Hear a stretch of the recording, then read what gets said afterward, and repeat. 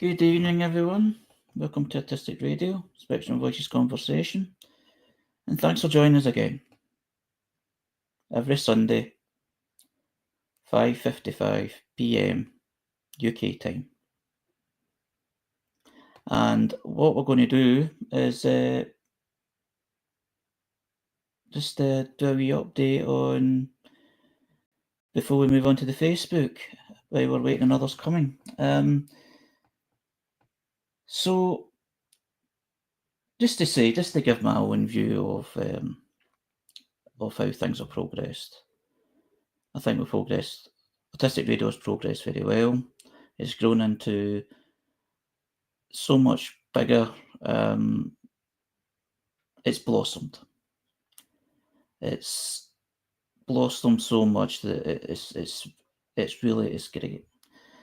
And I'm stuttering and muttering because I'm a bit emotional on that, because it started so small and it's now become such a big, great thing, but not too big and not too stressful and not strenuous. So, and a lot of things are happening in the background. There's no meeting today from Jules. We can do that next week. And shortly we'll go to the Facebook. But it was just a few words to say that how proud I am of the team, of Jules, of Raymond, of Lucy, Nicola, Robbie, and everyone else that's been along on this journey. And now we'll continue to the Facebook. So, good evening, everybody. This is Harry's Facebook for Sunday, the 16th of February, 2025. And the first post of sharing is from Autism Adventures Training, CIC, who are a community and they provide social activities suitable for children on the autistic spectrum, and are based in the UK. And they shared some photographs and a small post on one of the visits they took recently. And they visited Everton Football Club in Liverpool, in Goodison Park. And basically what they say is, thanks to Ellie and all the tour team for arranging some of our Blues to attend a tour of the ground before we have to say goodbye at the end of the season, because they're changing stadium. Great day and great memories made for Blues in our group. It was lovely to get feedback from the tour team as we left about how well behaved our young people were.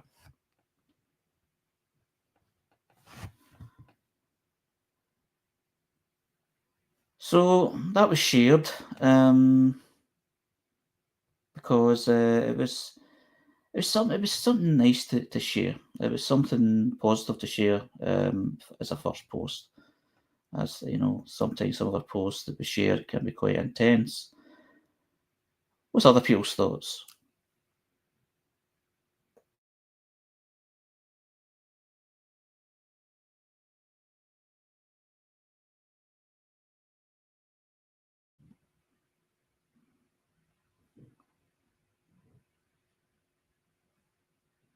What I like about the post as well is how football, which is not always appreciated by everybody, it's not liked by everybody, which is fine.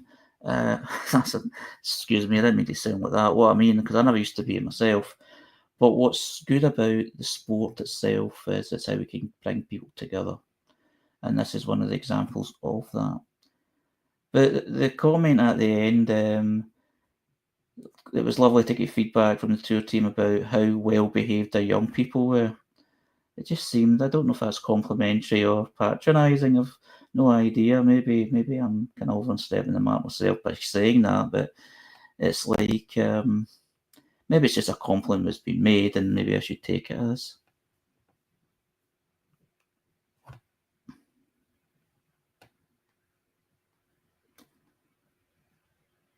The next post is from Aurora Consulting alongside Happy Anky Feathers. Aurora Consulting is an autistic-owned business offering organisations bespoke training and consulting based in Scotland. And they were the post is with Flappy Inky Feathers, who is an autistic writer and Corvid enthusiast. And what they've shared is about an announcement about a closure of the service. So I'll just read it out. In the content warning, it says there's a mention of suicide. Yesterday we had the heartbreaking news about the health and safety. Yesterday we read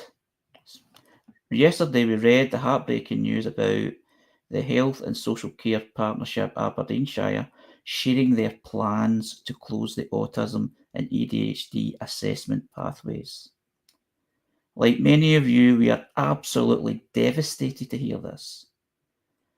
Both of us have worked incredibly closely with Aberdeenshire Health, Social and Care Partnership, Marion on the creation of the autism pathway, and Flick on the Aberdeenshire autism strategy, which the pathway was a key opponent, of which the pathway was a key component. The loss of this vital service, being blamed on lack of Scottish Government funding, is a false economy, and in their own risk assessment, the Aberdeenshire Health and Social and Care Partnership acknowledged that it may cost them additional monies and cause strain on other services. The Health Social Care Partnership also acknowledged that these services are not fit for supporting autistic people and ADHDers' needs. We are dismayed. The integrated impact assessment does not fully reflect the full destructive impact this will have on our community. We strongly feel that they underestimate the negative effects this will have on the lives of autistic children as well as adults. The report acknowledges on the high rates of suicide and suicidal ideation with the autistic community. The report acknowledges the high rates of suicide and suicidal ideation within the autistic community and our below average lifespan. It acknowledges that access to an assessment has a preventive for many. It acknowledges that access to an assessment has a preventive effect for many, yet despite this, they are still recommending the pathway closes in order to save money. Their suggestion about autistic people feeling suicidal can access third sector support, which is also woefully underfunded to the point of being practically non-existent in this area, is shockingly ill-informed. Access in private assessments is set out as an alternative in a report, but the funding required is massively prohibitive, especially for a group who they also acknowledge are underemployed. A lack of access to a diagnostic pathway will negatively impact access to the ADP, employment support, increased dropout rates of tertiary education, and in many cases, our life expectancy. We strongly urge the Aberdeenshire Health Social Care Partnership to reconsider this action. We also urge anyone living in the Aberdeenshire area to contact their local councillors to raise their concerns over this decision. We have long been able to be proud of the model as an example of good practice in letting autistic people self-refer. While much work needed to be done to reduce waiting times, getting rid of the service entirely is not the way forward in supporting our vulnerable community. Flick and I created a petition, and the link is in the comments. We will also do our best to engage with the Aberdeenshire Health Social Care Partnership to encourage them to reverse this decision and provide this kind of support our community needs to thrive. What's other people's thoughts?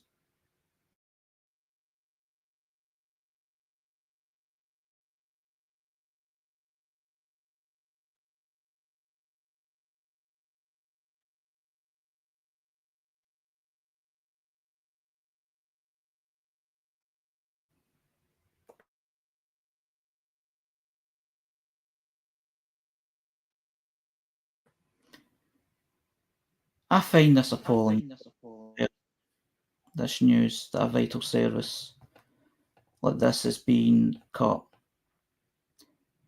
It's just, they always say, oh, there's these difficult decisions, it's, it's not our fault, we're not getting the funding, etc., etc. It's just the brutality of the way of such services get cut. And it's all because of lack of funds.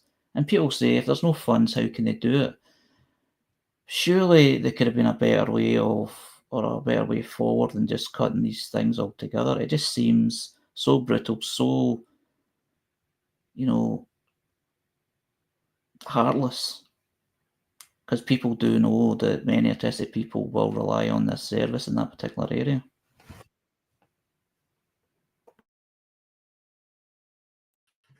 Harry, I was late in there. Is this the Aberdeenshire link? Yes.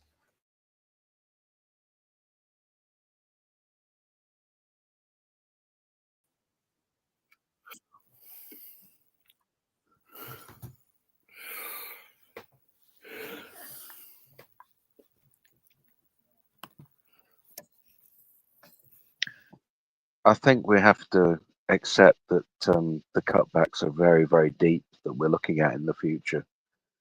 And the only thing we're going to be able to do is to try and self-support here with more and more groups getting together, more and more peer support groups. It's a tricky situation, but the will is not there. The political will is not there.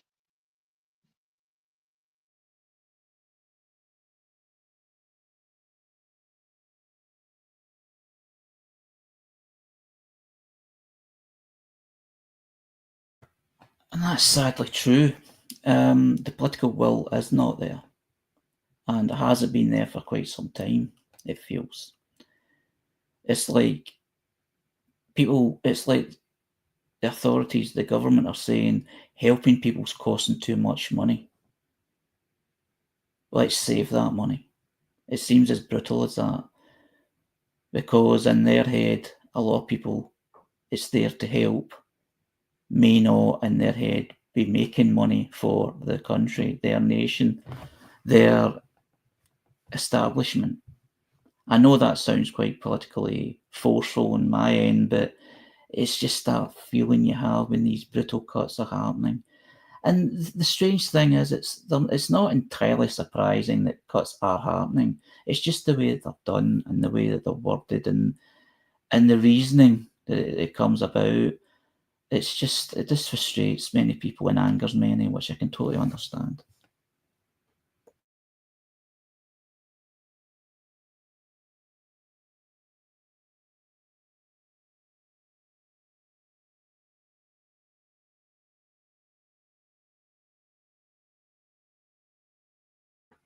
The next post is from Autistic Revolution, who are a community organisation. And we've shared quite a lot from them. A magazine. And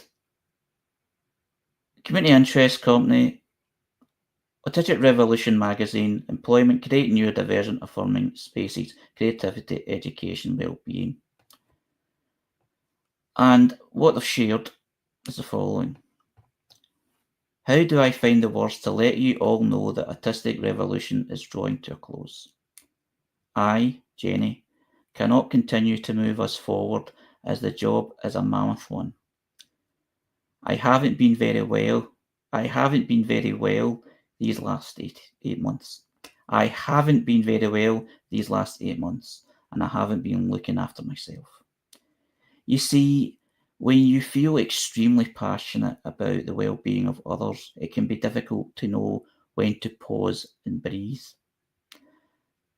However, I am now realising I can't continue and be my best self.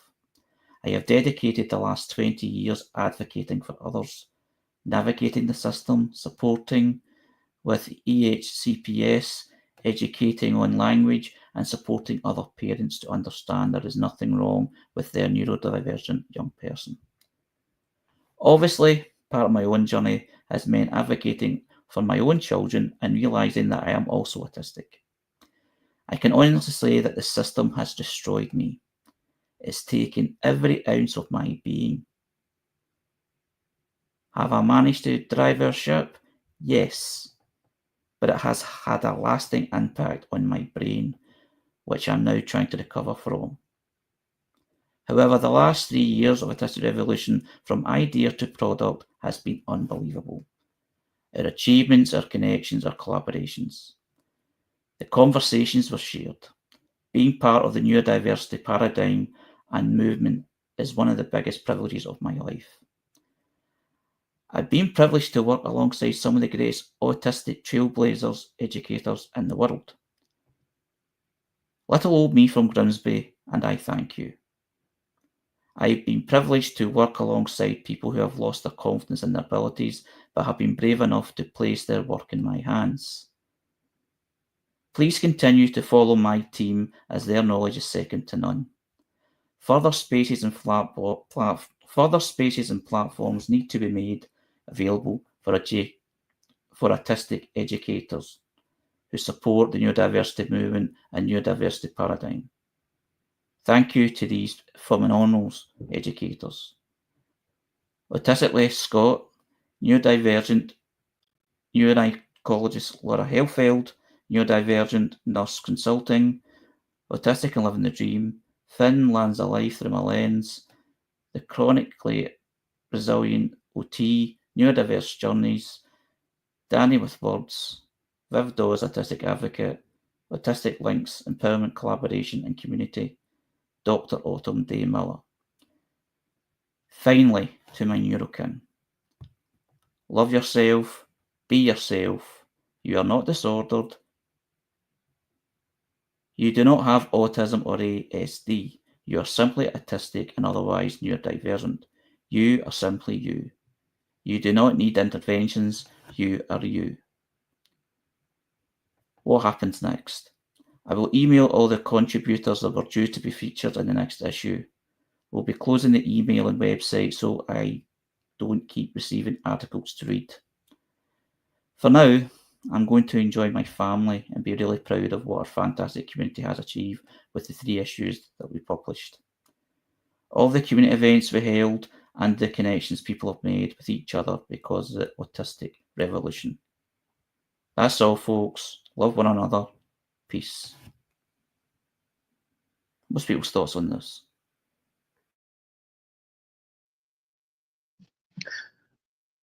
Well, I saw this LinkedIn, and I think that they mentioned Autistic Radio as one of the people to continue to follow. I don't know if it was on the Facebook post. I'm rather disappointed that they've closed the website. It means that people won't have access to the previous work. I've contacted them to ask them if they would be willing for us to have a look at what we can do to encourage this and move it forward. But I've only done that today. It could be handled a little bit differently, I think, and we could look at this and make sure it continues. I can understand that if somebody's in a situation at the moment that they might not have planned the hiatus to the best degree, but I really do think that there's a way forward here, and I hope that they will be willing to contact me so that we can look at it.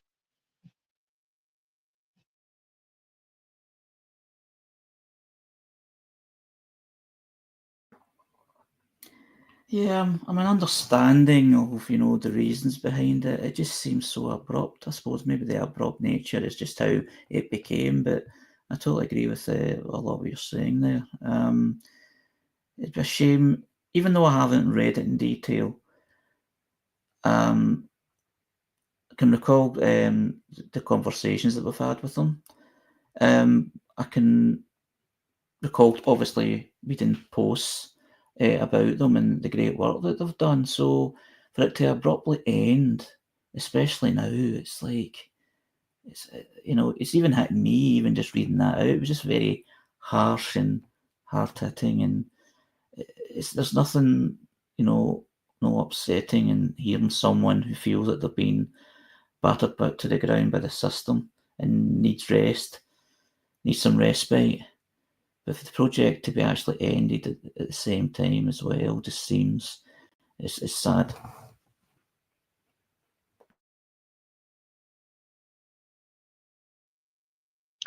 Well, they'd only really got to their third edition, I think.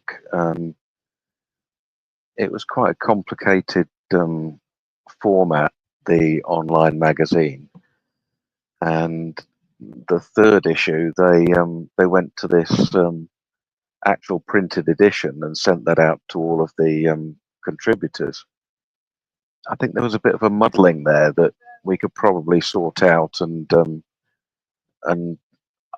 for my mind, I would move it quite towards the old punk idea of a fanzine and simplify things so that it would be easier to spread the work out amongst the contributors. I think there's a model that we could move this forward with, and it would be an interesting thing to look at if they're willing to do that. Good ideas there, Jules. The title itself is quite, handy and relevant, I suppose. I'm surprised that this is sounding like it was a one-person job, because one of the first things I heard about engaging with the autistic community is possibly from yourself to take it easy and slow down and respect your capacities. And we can get very enthusiastic about projects, and perhaps sometimes they can weigh too heavy on us after a while. So if people like yourself or us can help manage what may be a void here for some, that would be great.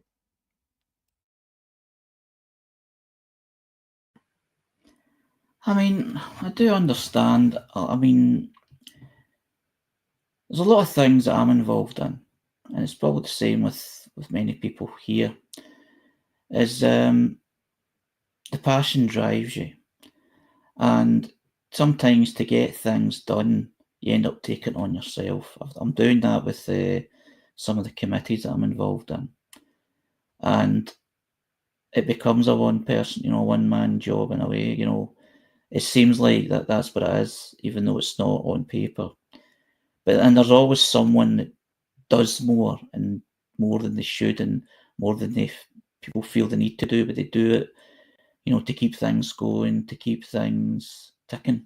Because it's something certainly I've done and I still do. And I do recall feeling drained at the later end of last year, just at all the meetings that I was going to and just listening. It was all nothing but bad news. It was all about, the financial cutbacks that are coming, decisions that need to be made, rents are needing to rise because of lack of funding, and it was all this bad news, and I'm going, this cannot be good for me. But after the rest and all that, I was more than happy to jump back into it. I know this is totally different to what Autistic Revolution is, but I can definitely identify how it can be straining and draining. And you know what? I'm a single man. I don't have children, don't have family, so I've got more time to dedicate. So yeah, but Joe's idea of maybe there's an opportunity there to take it forward in some way, because to totally be over after 3 editions is, it's harsh, even if the reasoning behind it is understandable. It just seemed it was just getting going from what I was seeing.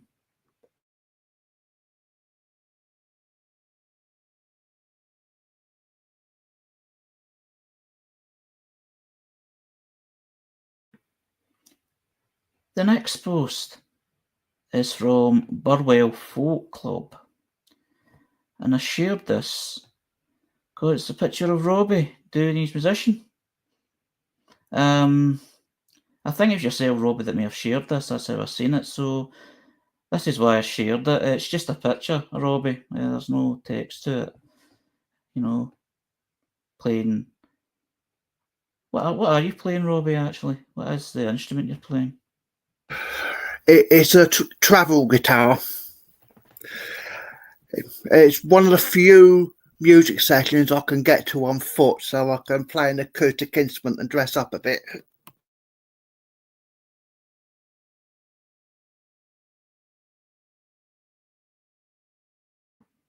How often do you go? It's every week. So it's one of the few reliable things, music sessions I can get to. And I like to show some of the things I do because there's so much gossip about me, putting negative things about me. So I try and balance it out with showing what I do that is positive.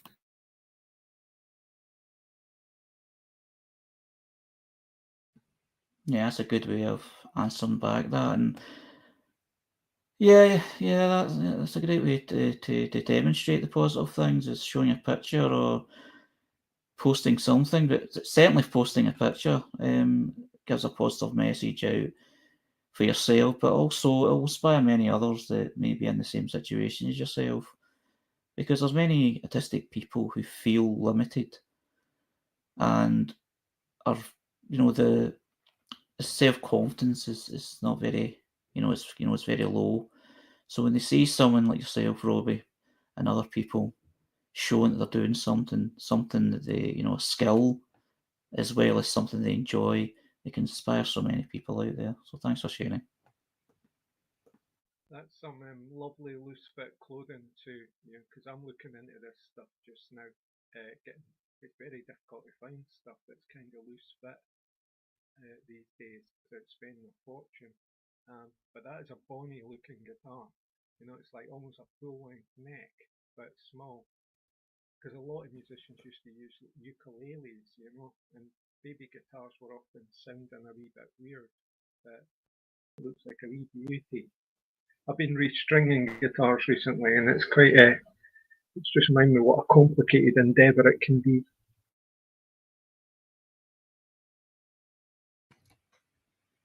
Sorry, Raymond, it was good that you were talking away there, but for most of that, we couldn't really hear you. We're dead low down. Were you moving away from your desk or anything like that, or your seat? That thing you pulling the thing out. Can you hear me now? Yes, try again. I don't mean it like that. I mean, just say what you say. Right, got the headphones back on. We're all back to normal again. Oh, normal. Right, I was commending Robbie on his loose fit clothing, because I've been checking that out recently. Kind of need it. And it's very difficult to get that kind of stuff without spending a fortune. So I was also saying how bonny his guitar was, this full-length neck with the smaller body, because a lot of travel guitars can be a bit dodgy in their sound, or like almost like a ukulele. But that looks lovely. And I have been restringing my guitars recently, just getting back into it, and it's kind of reminding me what a complex endeavour it can be being a musician. Not that I'm a musician, I'm a player.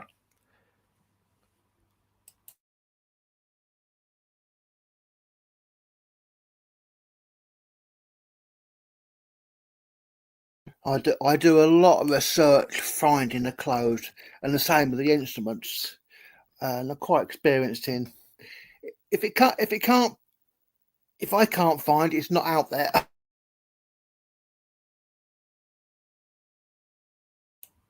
Well, all these music shops seem to be closing down now. There's not so many left that you can walk in and out of. You can buy a lot of stuff online.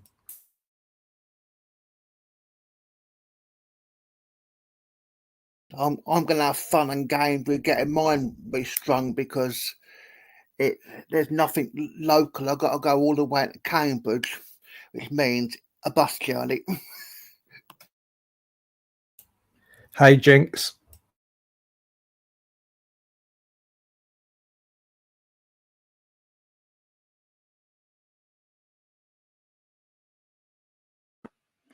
The next post is from Diversity Kids,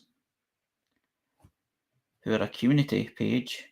Programs, tips, strategies, resources, support, coaching and training around inclusion and diversity in children's services and education. A one-stop shop for all your cultural and bilingual inclusion support needs based in Australia. And what they've shared as a quote or as a statement, they say is diversity is a fact and inclusion is an act. Most people's thoughts on that?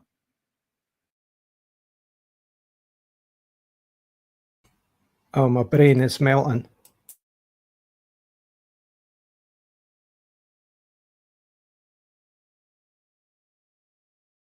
Can you read that again? What was her little blurb with the wee 2 sentences there? Diversity is a fact. Inclusion is an act.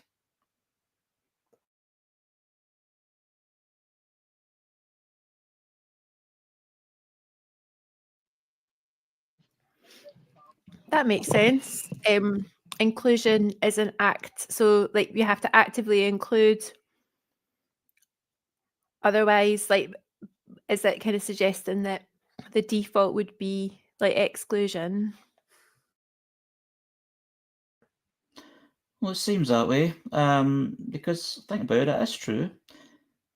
Diversity in people is already there, and that's the fact.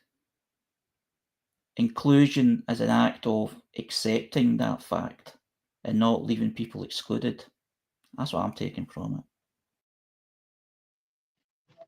it. I have to say, I read it more negatively. I thought they were saying that when they're suggesting that we should be included and they're making lots of efforts to include us, that it's actually tokenism and it's not real and it's false. So it can be read in both ways. Either if you want to create inclusion, you have to have that as a verb, and actually do the inclusion.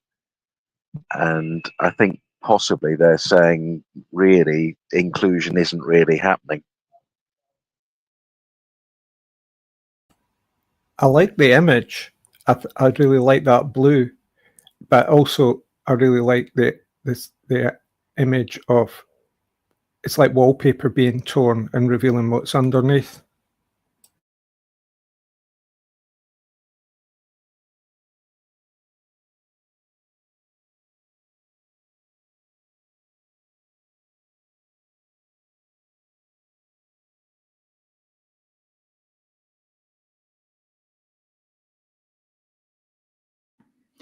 The next post is from Diary of an Autistic Mom.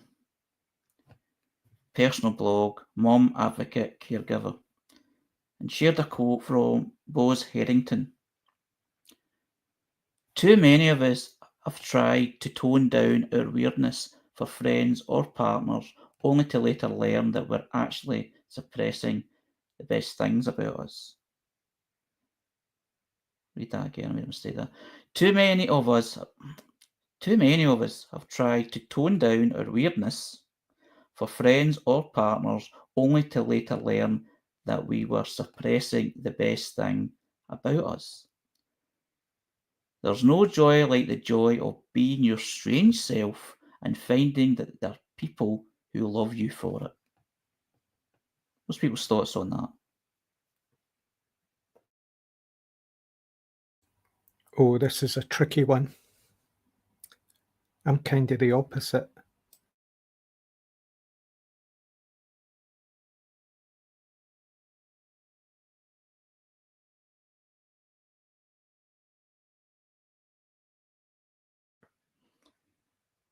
It's masking the topic again. It's like even though there's the masking as a choice and it depends on situations. I mean, it's been talked about so many times before in different ways and different explanations, and it's like if you, but it is true, thinking about it, that there's people, you know, like friends, family, that like you for who you are, you know, your natural self, because you don't do that with everyone, even on family or even, you know, certain friends in a way. But there's nothing good at, you know, having that feeling that you can just be yourself, relax, and feel included, feel because the act of masking or try to kind of alter your natural way of who you are is it's quite draining, and it's not something that's, you know, sometimes feels worthwhile after a while. So that's what I'm taking from it. Being yourself, don't, you know, it's good that you can be yourself and, you know, and be in company that loves you for being who you are. What I mean is, all my life, I've not been able to have a basic conversation with people, you know. It's all in, usually. So there's been a bit of repression there, a bit of suppression by myself in order to get by. But most of the time with most people I meet, I'll try and take it to the limit in a sense. You know, I really want to get to know them. So it depends what we define weirdness as. To some people, and I've been told to my face, that is weird behavior, you know. That's like not having boundaries or something like that. But it's all or nothing. I think for me, and that's something I need to deal with. But so something like this kind of triggers all those things in me. But no, I like being weird. I'm always weird, and so why not?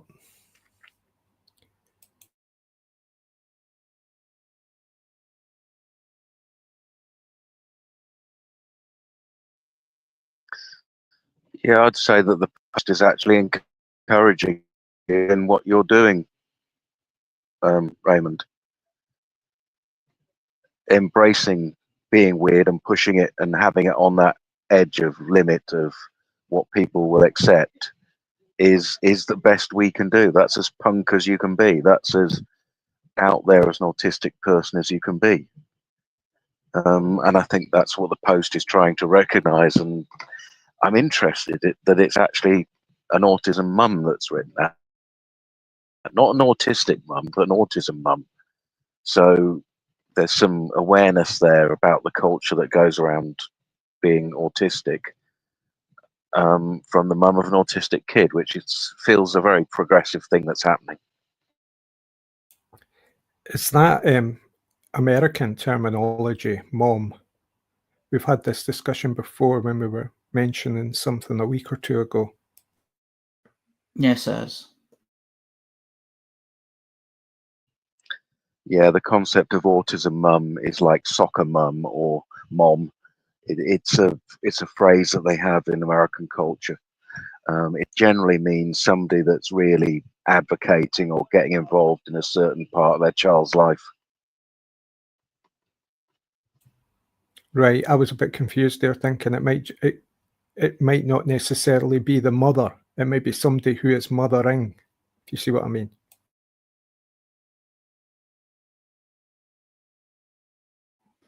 Does that mean that I'm an autism mum? You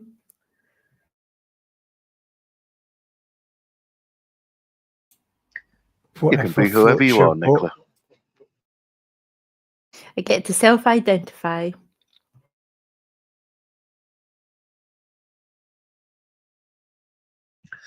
So there is an important point there. You know, it is very different being a parent if you are also autistic. So, you know, I'm a autistic father of an autistic child, and I think there is there's an awareness that comes from that. I don't think we should be in conflict, but I think we should have the opportunity to add a little bit extra to it.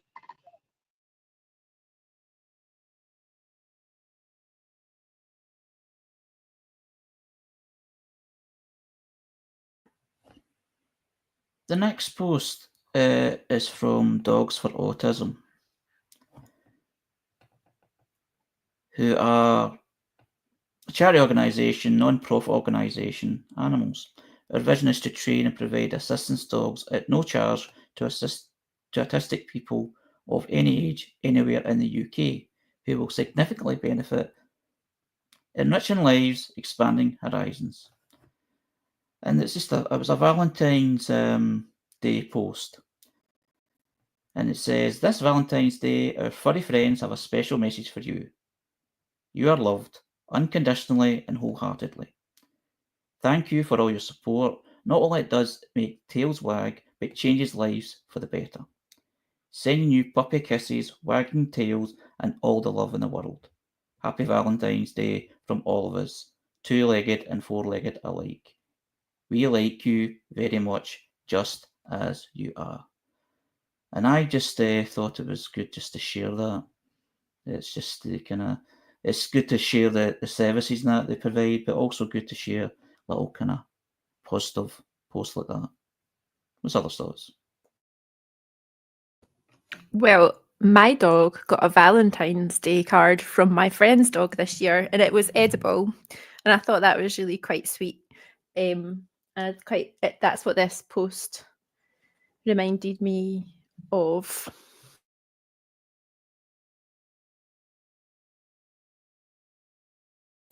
I get That's a an bit interesting weird. one.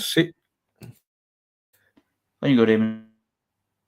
Sorry, I get a bit weird seeing photos of puppies and stuff like that, even though I'm a dog owner. It's a strange one. Yeah.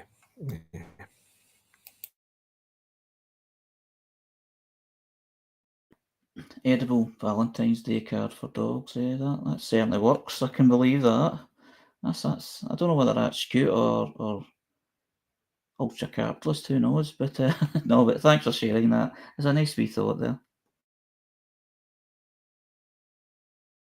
Everything's commodified now, eh? I'm not being cynical. It's groovy, but it's like when you go there and see Christmas treats for the dog, and it's just rewrapped basic treats, but with a Christmas cover, you know, and maybe a wee hint of some Christmas flavouring.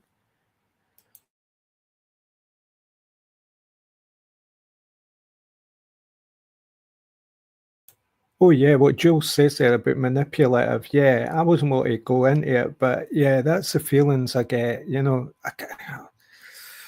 Now, I'm not going to say the word, but it's very like something else in life, you know, that it exploits visuals for people's amusement, you know. I don't know.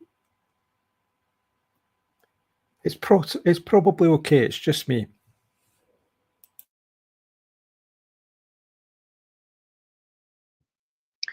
Yeah, I do feel uncomfortable about those kind of things as well. But I also know that individuals themselves, you know, like Nicola described a friendship, they're having fun with it. So it wouldn't exist if it wasn't for all the other stuff out there. But those two people are actually enjoying it and getting something from it. So it's very, you know, it's a balance, isn't it? It's the playing on emotion that makes me feel dead uncomfortable.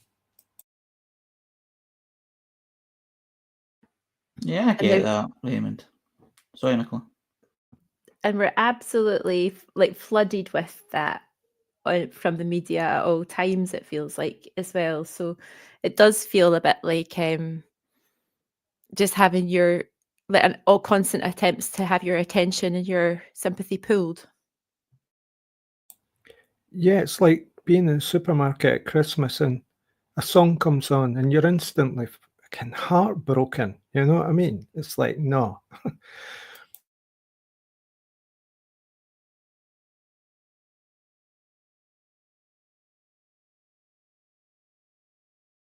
Still, cheer up.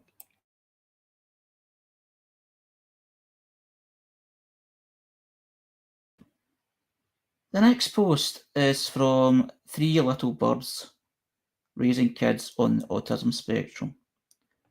Personal blog. Welcome to the flock. I'm Cheryl. My husband and I were blessed with 3 beautiful, bright, brave and bold autistic children. Here I tell our stories while I help, educate and advocate for our disabled community.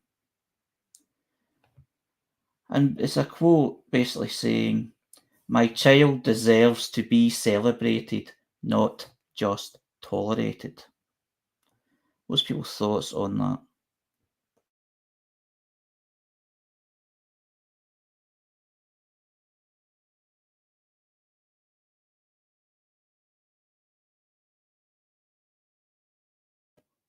It's a relatable statement, and I think there's definitely been times where I've recognised that it's been hard for my son when he's been up, kind of dealing with people who don't understand things, certain stuff about autism, and now that I see him not having to mask in like quite a few places in his life, like not having to stress himself out to I do feel really pleased for him, and yeah, it's like there is a sense of celebration actually. Yeah, like I don't know what else to say really. I hear you there, Nicola, because I've got some of my neighbours' kids are autistic and they're going through school and I'm watching them growing up, and it's great that, I see the word celebrated and I almost want to turn it into celebrity, because they're little stars, they're shining, they're coming out, and from a situation that was initially very difficult. So I'm pleased to see all that, because in a sense, that would have been great when I was at school, but to see it in others, that they're able to fully express themselves with ease, well, maybe not with ease, but without inhibition or problems. So I just wanted to sort of turn it into I just see, Three Little Birds as well. Is that the Bob Marley song?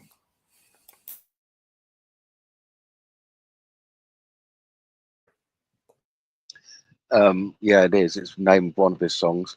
I think I'm hearing in you a lovely thing there, Raymond, because it's the elder, late recognised autistic man who is exploring their own autism, and then also being able to look at this younger generation as a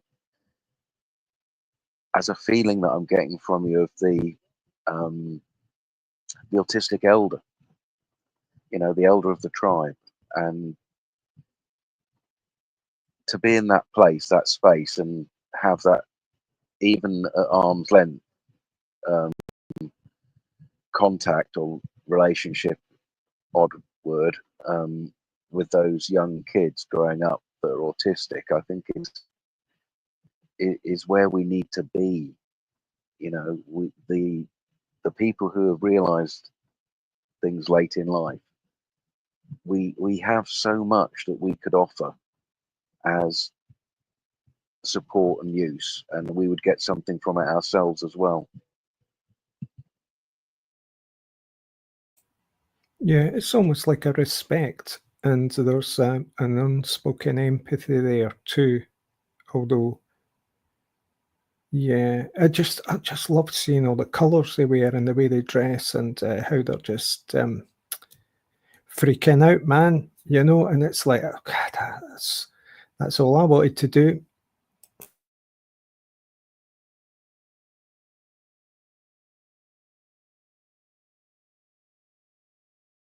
I always think it's good to shift the focus onto the positives of autism, because people spend so much time looking at the negative. Yeah, I'll just explain that by freaking out, it was not a negative statement. It was meaning it in a positive sense of like being fully expressive.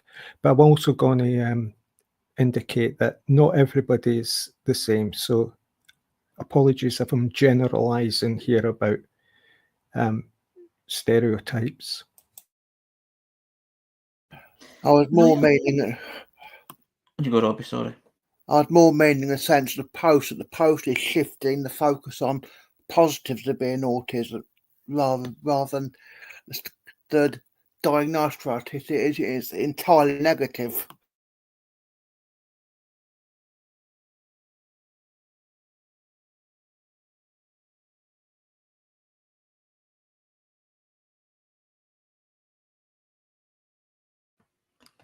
The next post is from the Autistic Collective Community Interest Company, East Renfrewshire, who are a non-profit organisation, support learning and empowerment for parents and carers and those who support autistic people.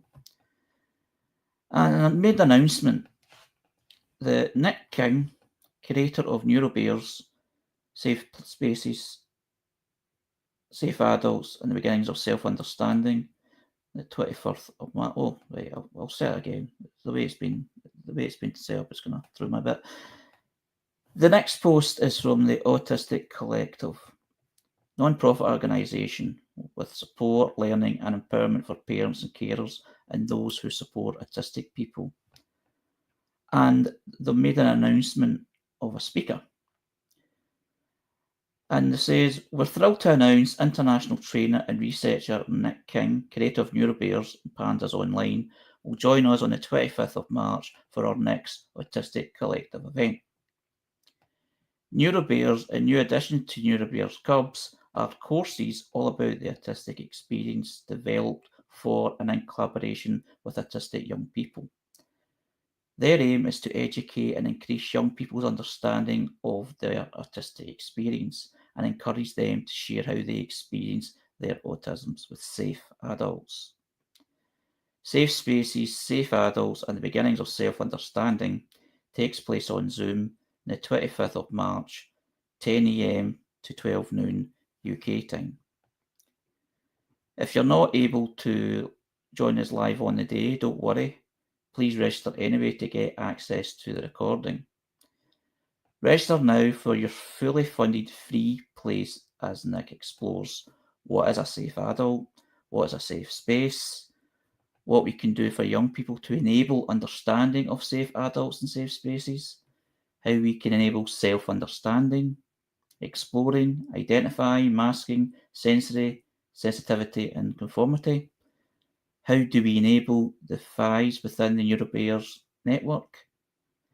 Nick is an international autistic and ADHD trainer, educator, researcher and consultant. Her expertise in neurodivergence is informed by both her professional journey and her personal experience as an autistic and ADHD individual within a neurodivergent family. Nick is one half of the team behind the brilliant and highly revered podcast series Neurotypicals Don't Juggle Chainsaws with stand-up comedian Kate Fox, which is available on Spotify. Then it goes on to further information on how you can link and register for the event. So this sounds like a very positive event. What's other people's thoughts on this?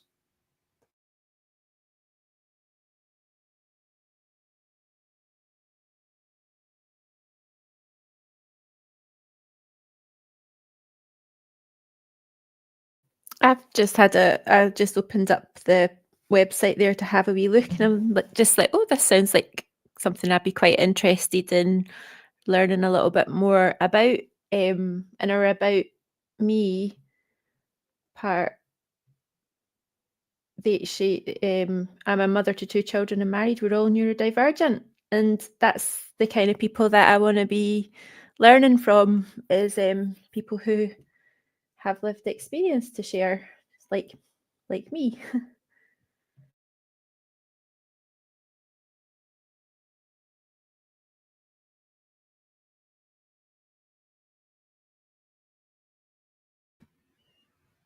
That's good to hear. It looks slap bang in the space of things that we can encourage, doesn't it? You know, it has all the right things going for it.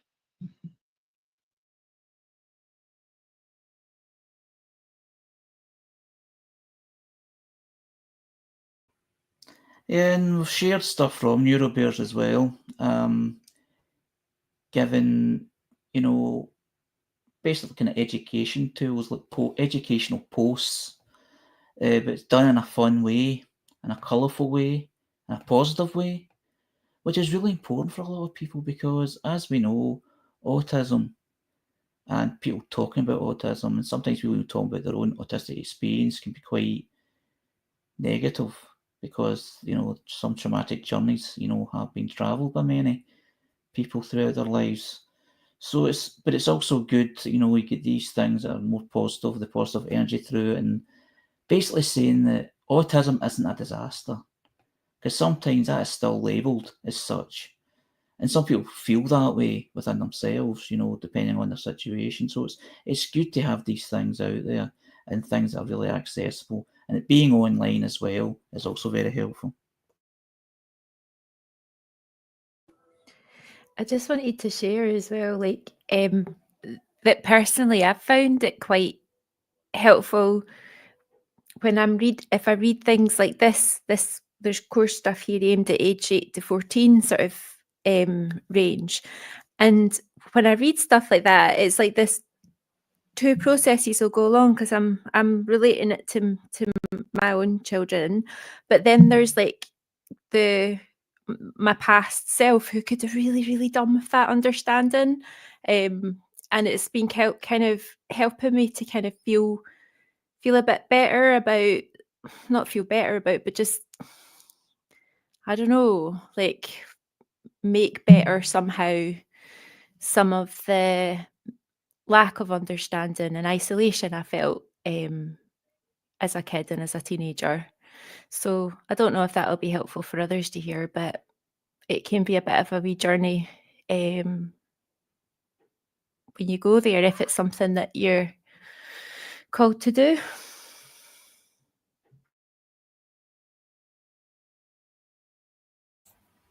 Yeah, that's worth sharing, Nicola. Things do tend to open up, don't they, when you reflect on, your journey, as it were. I feel like it's almost a bit of a cliche now, but there's some truth in this idea of becoming that adult that you needed when you were young, and there's some comfort in about that as well.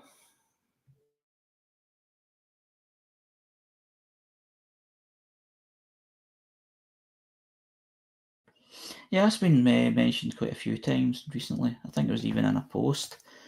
It's like you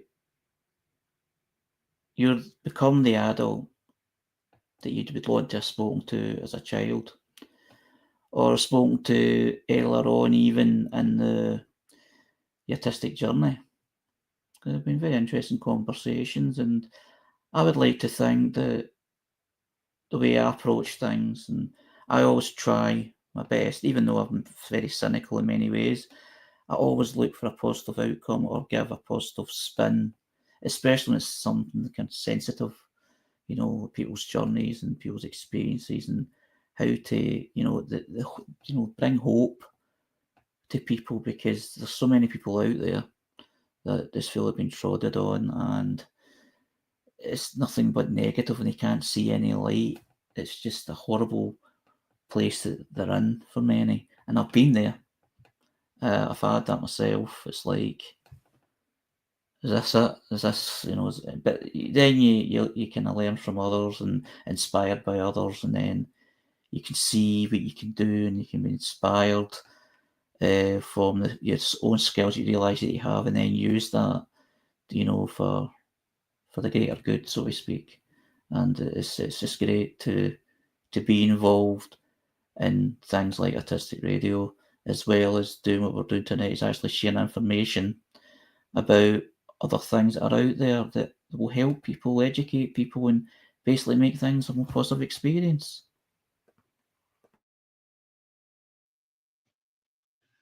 I think it's part of our condition that we're often in situations where we find it difficult to reach out and try a group and try something new. And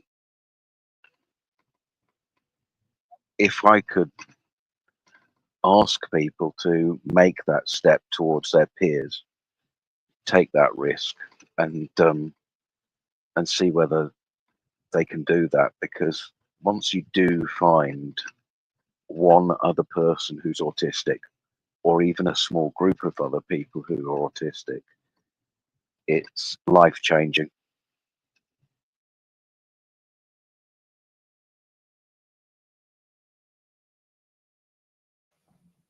Harry, what you were sharing there made me think about like hope and in peer support.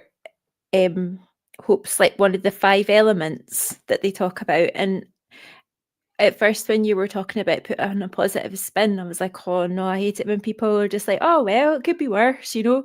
But like then I listened more to what you were saying, and I heard you say that, you know, when you've kind of gone through those experiences, and like you realize, you know yourself how important hope like is, and I just really heard that, and like appreciate what you said there.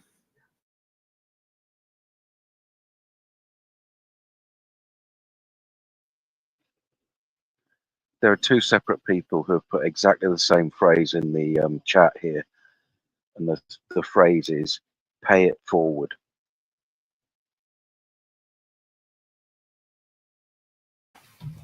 Yeah, I wasn't absolutely sure that was the correct phrase, because it does seem to be an Americanism.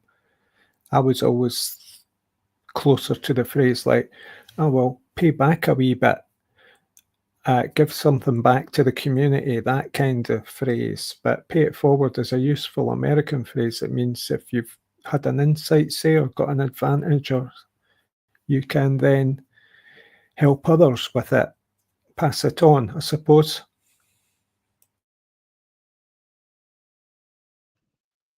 Do something good without reciprocation.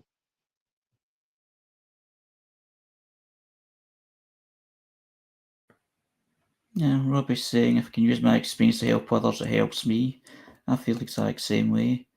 I mean, the things that I've been involved in, you know, outside autism and all that, it's like, you know, I'm involved with the local tenants and residents association, so sometimes I get kind of complaints about a hole in a fence or something wrong with a garden or house even, and just to, you know, be part of that journey of that, hopefully, and it does eventually get resolved, depending on what they're asking, of course. Even little things like that, even giving someone a contact number for a housing officer.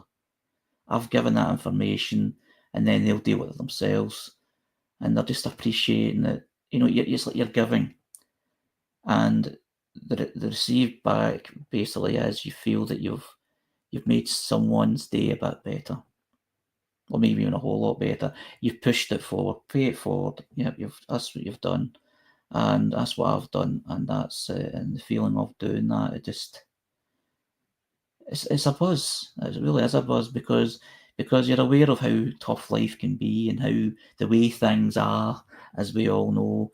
You know, there's a lot of kind of doom and gloom around, you know, and especially when it's the winter as well, there's a lot of doom and gloom in terms of that. You know, storms are coming.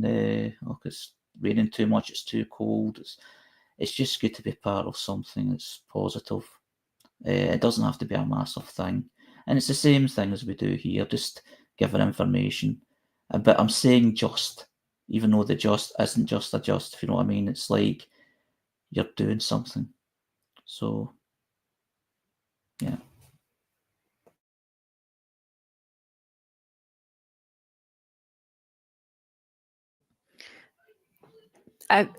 There's a idea that it's not just about survival of the fittest in nature, but it's of survival of the most well connected. So like the species that can have like a array of different relationships, a bit like having a really good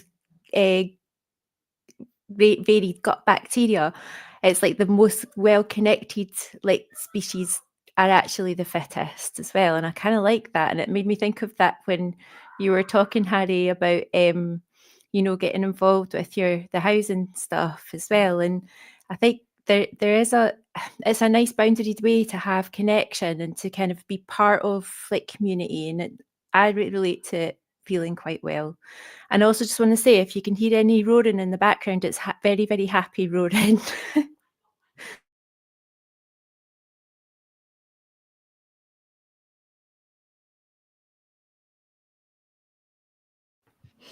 Happy Yes, I autistic know. kids expressing themselves. Yeah, I know that roar.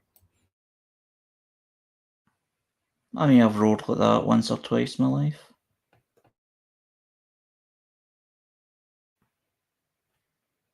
The next post is from Autistic and Living the Dream. Personal blog, PhD student, researcher, speaker and trainer, they, them, based in the UK.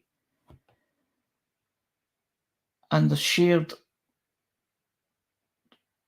they've shared a kind of quote. I'll just go through it. You know, and it's a colourful picture and that as well. So I'll just read it out. Your feelings will fluctuate. Your well-being will fluctuate. Your performance will fluctuate. Your worth will not. What's people's thoughts on this?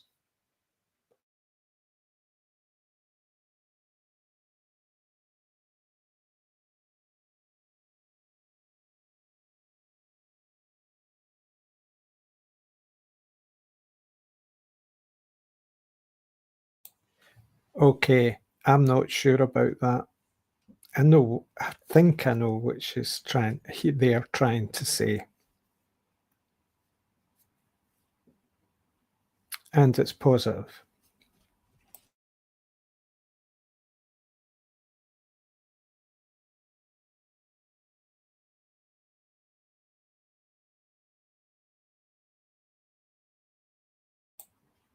I'm wondering to whom. Oh, it's very difficult to explain. Like, are you assessing your own worth, or is it what others think your worth is? That validation.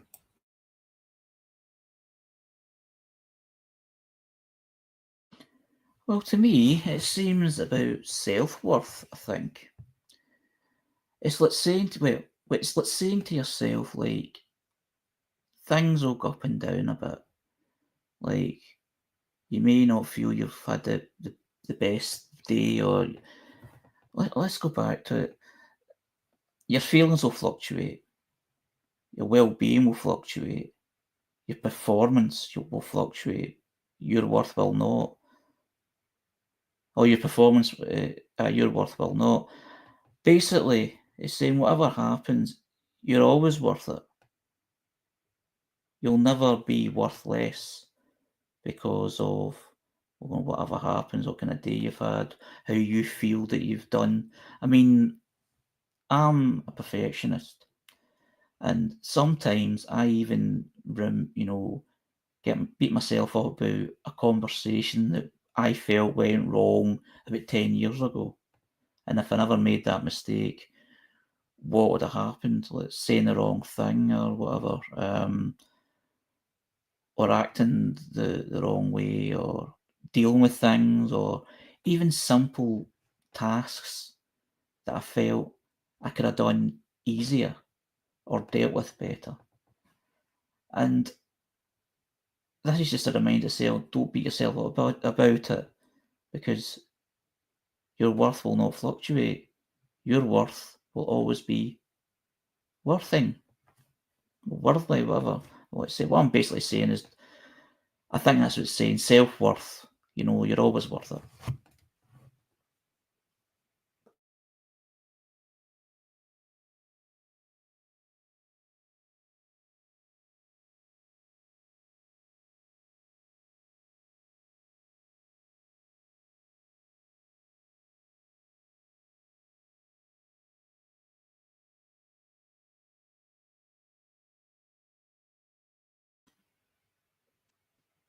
How about this? Post... Oh, sorry. How about this? You are the constant, and all these other things are just moments in time. How you feel about your performance, how you feel emotionally, all of these things will pass, and you'll get back to where you are. And where you are is your own self-worth and what you feel and what you are intrinsically. That they're temporary. So don't beat yourself, put down. Don't judge yourself on all of those other temporary parts of things.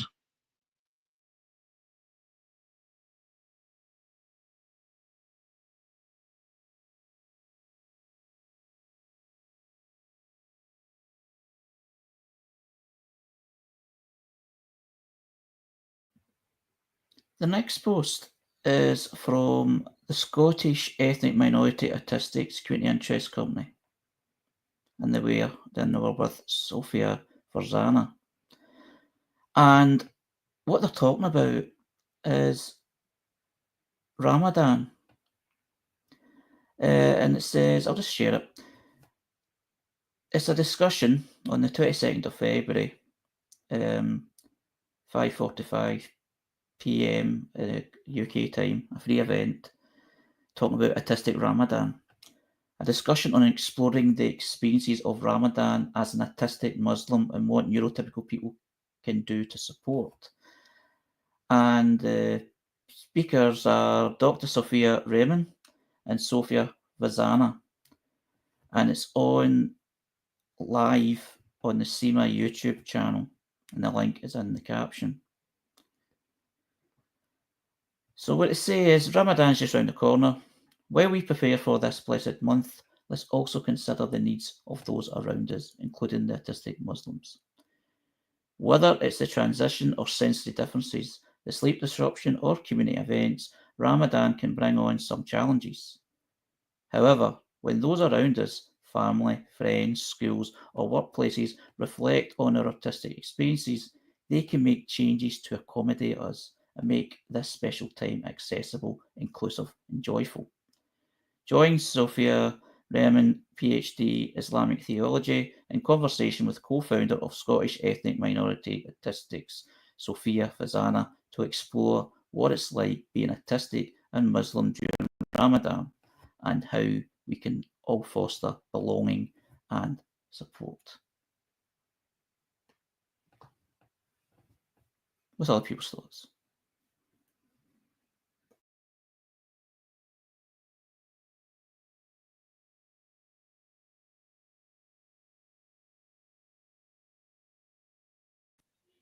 I understand it's for other Muslim, like neurotypical Muslims, to go to. That's who the invitation is sent out for. So, and I'm respecting that.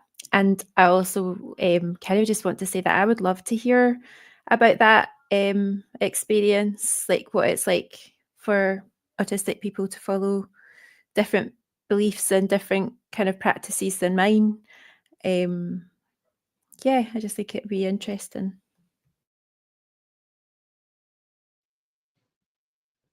I just think it's a great example of autistic people looking out for each other. You know, whatever the background of it is, you know, people got together and talked about how Christmas affected autistic people.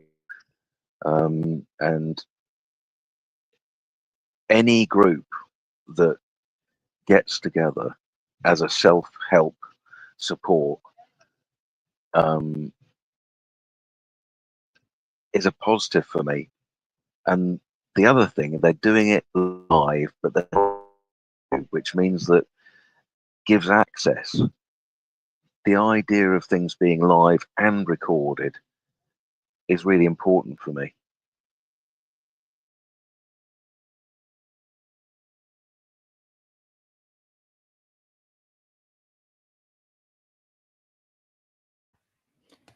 I mean, from my position, obviously everybody's different and there's so many differences in different people.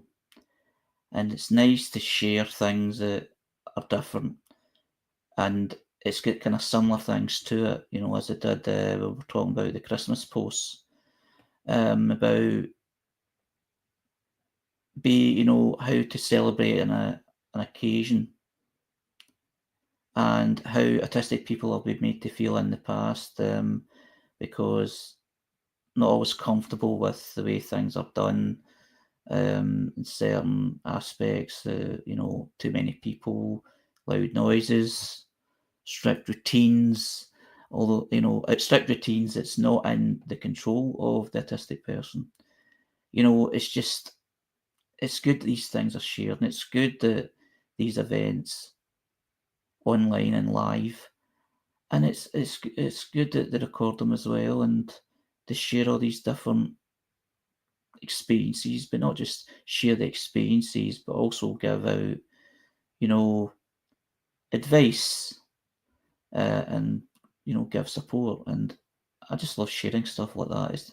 It's just great to discuss it, you know, tonight as well, because it's great there's so many things out there that's looking to help people, especially when many people out there are needing that support, and, you know, it's there for them.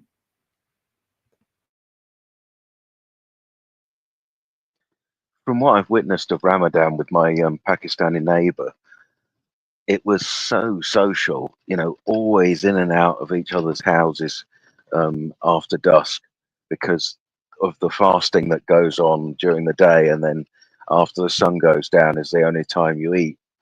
So there's so many things in these big cultural occasions that really affect autistic people differently from the general population.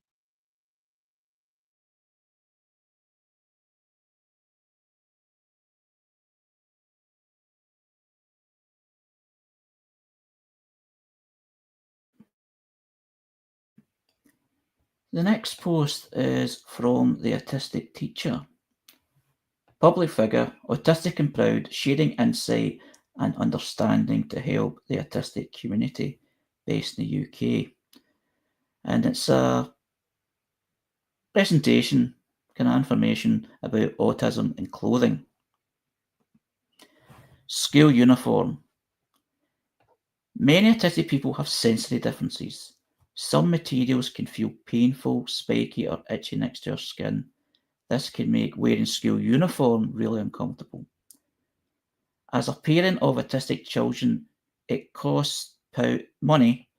As a parent of autistic children, it costs money trying to find uniforms that my children would wear.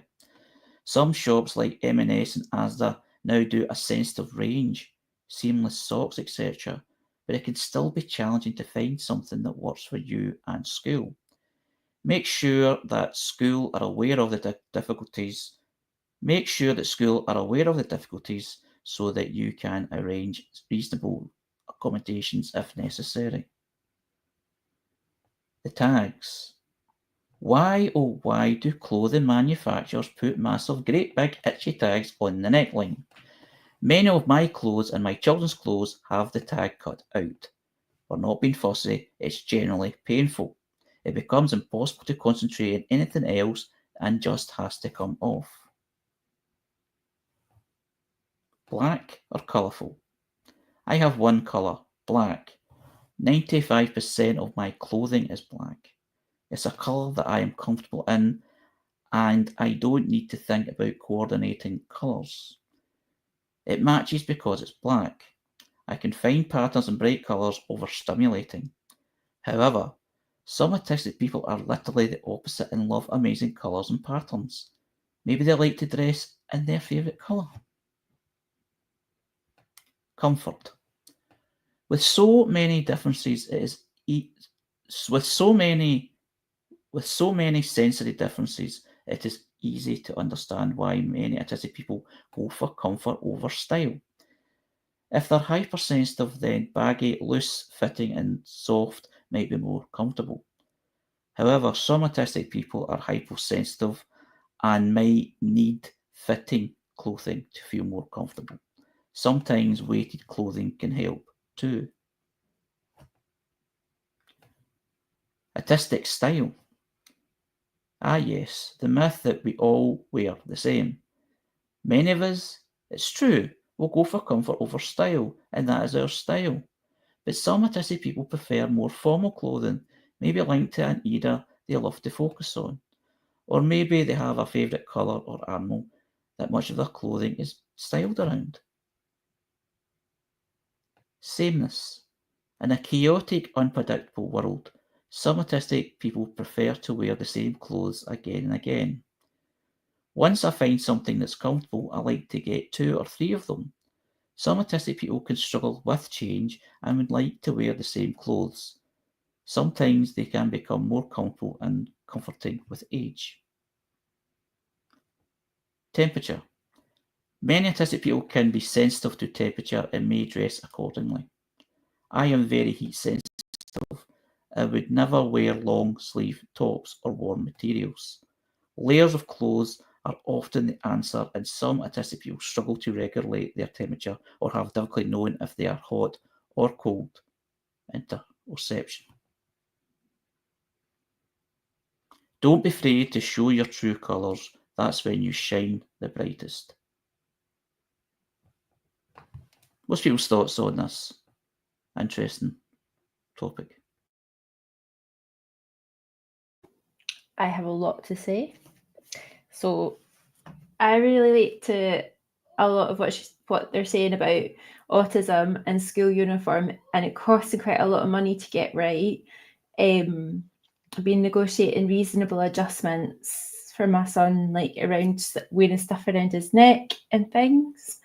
And tags, when I noted down like what the F like about that, because there can be such massive amounts of tags even on your underwear now. So I've got like a little stitch ripper that I like to take them out with. I think there's also something for me about school uniform, and that like kids have to be there, you know, it's quite hard to kind of like have an alternative. So it's like this, they're under compulsion to be there, and then they're being told what to wear. My kids probably cope with it better than I can, but as a kid, and even now, like there's a resentment in me about it. Around clothes, and I don't know if that's like a kind of demand avoidance kind of thing. I don't know where it really comes from, but I can feel it in me. I liked when they were talking about black or colourful, and like I've been wanting to kind of have a more black things to wear, but I quite like wearing quite a lot of colour. I could relate to the sensory differences, but I'm like hypersensitive to cold. And the sameness, buying 2 or 3 of them, it's the best when you find a pair of trousers and you can get them in a few different colours. I really like that. And clothes getting more comfy with age. Like I get holes in my favourite comfiest t-shirts and they start to just fall apart, and then they have to be like pyjama t-shirts for a while. Yeah, so I quite related to a lot in that post.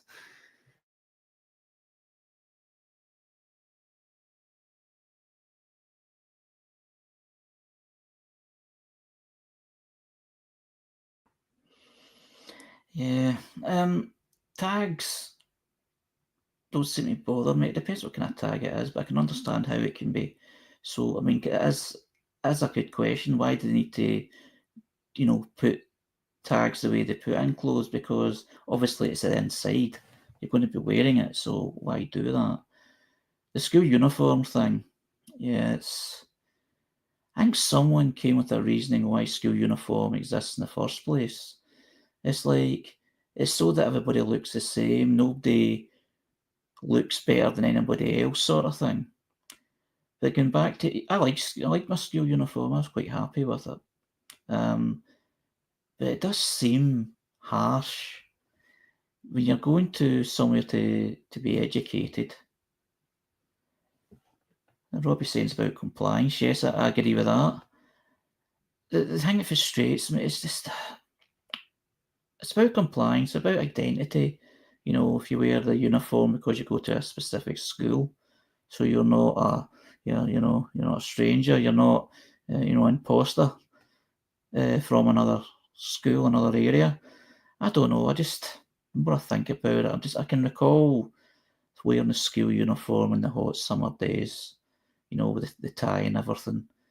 And you would get permit, you can take your jumper off, it's okay, it's hot today. It's just, okay, this seems a thing about it now. Even though that's the sort of thing I like to wear. Up to not too long ago, when I go to meetings and things, I used to wear a shirt and tie. And the only reason I don't do it now is because my neck is far than it used to be. It's just not that comfortable now. So just don't do it. I just wear the shirt without the tie, with the top button open. So I mean, some people will be fine with it, other people won't be. But I do get a lot what the autistic teachers say. I mean, the school are already there. I mean, people's are already there, and they don't really want to be there. But then they're getting told what to wear, as Nicola was saying as well. I was just reading it back there because I was out with the dog. I'm reading seamless socks. A big thing for me is getting socks that are not elasticated at the top. Yeah. And they're often more expensive, which is the thing about comfort. So M&S and Asda are doing sensitive range, right? My school never had school uniforms. It was bad enough having clothes, I was dressed by my mother. That's why I went to school like a multicoloured candy stripe thing. So, yeah, and it was all nylon back then in the 70s, so it was crazy. Yeah, flashbacks. You said flashbacks, and I was wondering if you used to get lots of electric shocks when you were wearing those nylon creations. I remember getting shocks in the 80s because of the shell suits and stuff. Yeah, they were shocking before they even had static. Yeah, we used to play like those kind of static electricity games, rub it really fast and that, and then watch things stick to your hand.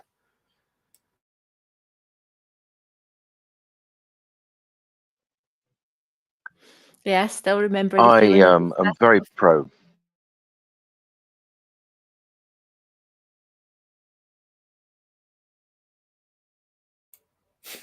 One singer, one song. On you go, Nicola, you were speaking first. Sorry, I was just going to say some nonsense about static and the telly in the 80s and how I remember feeling it on my face as a wee one. And I just think, gosh, like nowadays kids just have tablets, but we used to just try and play with like static electricity.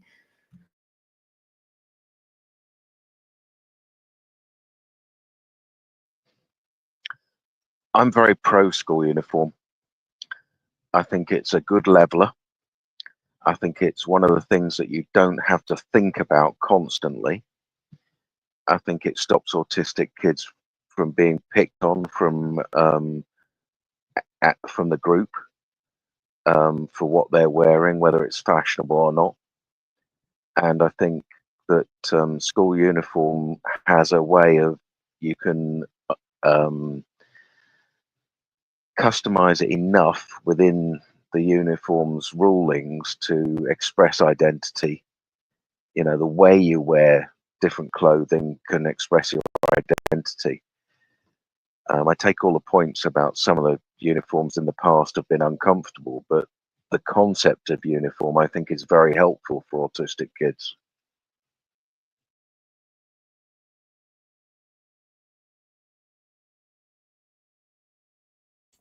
I dreamt about having a school uniform. Robbie says that uniform is about compliance, and he hated wearing a tie, and he hated also being told what to wear. So that's the other side of it. But I do get your point, Jules. Well, if you're the poor kid, having a school uniform is one of the ways that you can avoid bullying.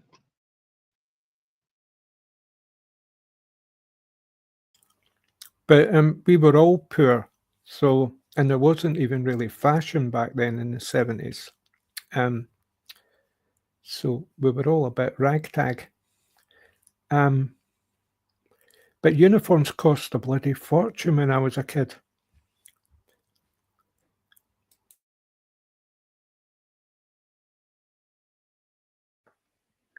They're one of the cheapest ways of clothing kids now, though. You know, school uniforms are always on offer in comparison to the stuff that you see with various brand names written on them. The fashion is so fast nowadays that if there isn't a school uniform, then the kids get picked on because they've got last month's style. Yeah, take all those points. Yeah, so do I. I mean, in my school, I felt that I was from the poorer area, the poorer family, because of how Balloch, the village, is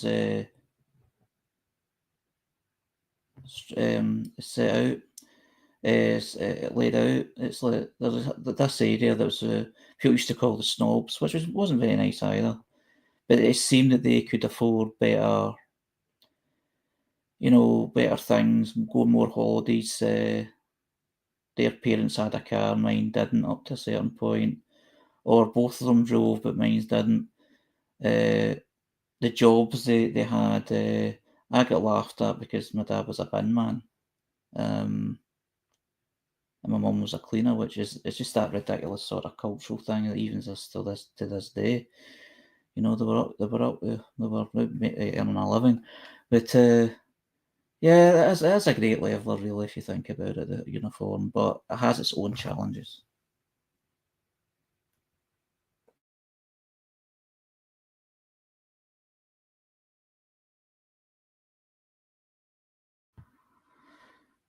Robbie's asking what happens when the children go home. What do you mean, Robbie?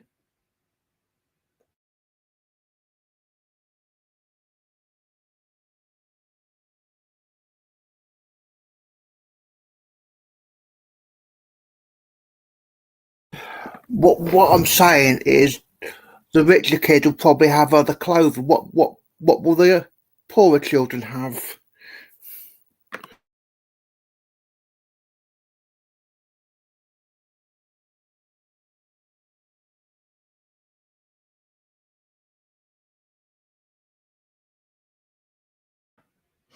Yeah, I think it's just what Jules saying. It's a good lever at school, but that doesn't mean it's a good lever anywhere else. So, yeah, I take your point there.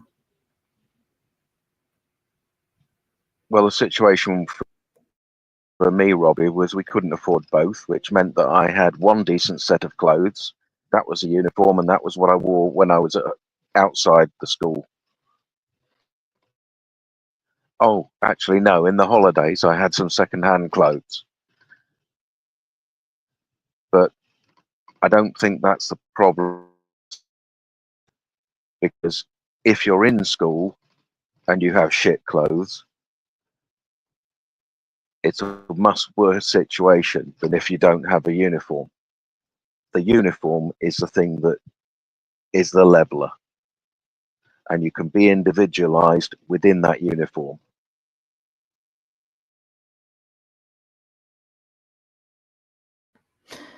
Well, thanks everyone. It was a great conversation tonight. We're just coming to the end of the broadcast. A lot of good topics shared. Thanks to everyone that shared those posts. They were they were educational, some funny, some quite intense. But thanks for that, and thanks for anybody that's been listening tonight. Thank you for being involved.